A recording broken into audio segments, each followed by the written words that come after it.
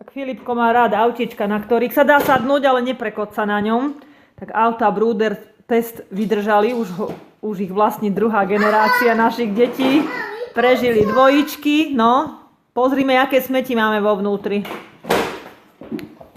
Brúder autičko alebo značka je veľmi vďačná značka.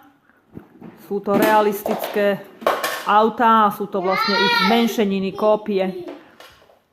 Vyrába ich nemecká firma Brúder a dostať ním doplnky, napríklad smetiak malý, alebo k hasickému autu húkačku. Ukáž, ako húkačka bude húkať, zatlač.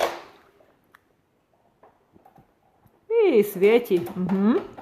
A zapni aj zvuk, aby húkala. Urob výju s druhým.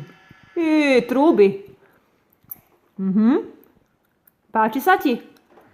A aké je to autíčko, Filipko? Červené. A ešte aké? Ako? Pozri. Jednotka. Ďakujeme.